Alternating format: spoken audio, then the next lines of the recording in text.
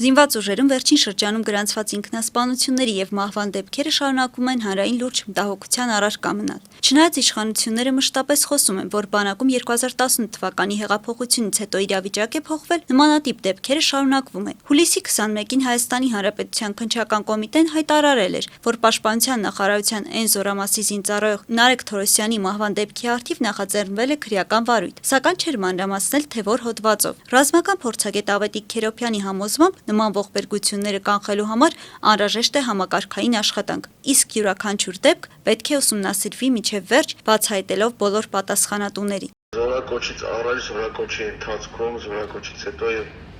անընդհատ պետք է հոգեբանները աշխատեն, ոչ միայն հոգեբանները, այլ հոգեվոր առաջնորդները աշխատեն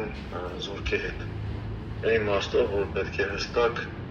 վերհանվեն եւ նախապես վերհանվեն բոլոր խնդիրները, անձնական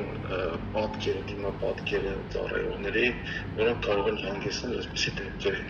Փորձագետի խոսքով յուրաքանչյուր ինքնասպանության կամ կասկածելի մահվան դեպք պետք է մանրակրկիտ քննվի, մինչև պատճառահետևանքային ամբողջ շղթայի բացահայտումը։ Յուրաքանչյուր դեպք պետք է մանրամասն մինչև դերին շղթա հետազոտվի, հայտնաբերվի այն թերությունները, թերացումները, որոնք ընթացքում տեղի ունեցել, դրանց առաջացման պատճառները, մեղավորները անպայման պետք է պատժվեն եւ պետք է պատժվեն հրապարակային։ Այսինքն չպետք է մնա շուրջ տված քարտ, չպետք է մնա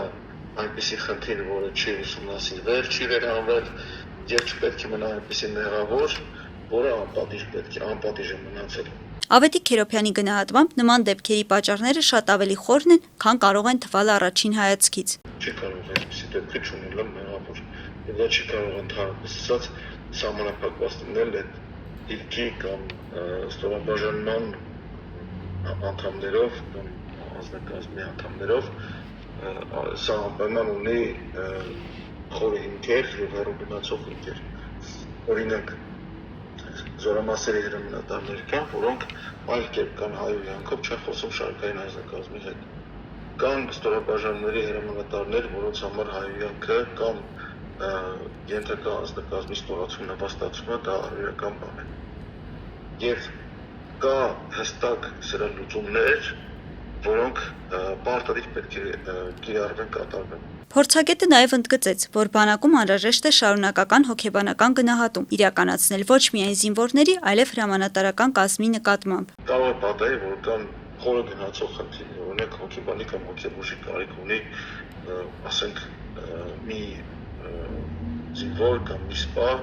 բայց վարձի թողի վիճակում է եւ այս խնդիրը եւ դա հանգեցնում է ողբերգական դեպքերի։ Անդրադառնալով այն տեսակետին, թե անհնար է մշտապես վերահսկել հազարավոր զինծառայողների հոգեբանական վիճակը, Քերոբյանը չհամաձայնեց այդ պնդման հետ։ Եթե զորակոչից առաջ յուրաքանչյուր զինվորի հոգեբանական խնդիրները կամ հոգեբանական պատկերը կազմվի, եթե ծառայող անձնակազմի հոգեբանական, իսկ երբեմն նաև հոգեբուժական պատկերը կազմվի եւ հայտնի լինի։ Եթե զինծառայողին ծեծելով հասցնում են ինքնասպանության կամ այլ կերպ հասցնում ինքնասպանության, ապա այստեղ կա խնդիրներ եւ բանել պատճառաբանել, որ բանակը հասարակության պատկերն է, հակառակը բանակը հասարակության շատ փոքր մասն է, որը շատ ավելի հեշտ է վերահսկել։ Ես համաձայն չեմ մտքի հետ, որ այդքան զինվորին հնարավոր չէ վերահսկել։ Խոսելով իշխանությունների կողմից բանակում իրականացվող բարեփոխումների մասին, ռազմական փորձագետը կասկածի տակ դրեց դրանց արդյունավետությունը։ Վիճակը հիմա իհարկե ավելի ողբերգական է այն առումով, որ հստակ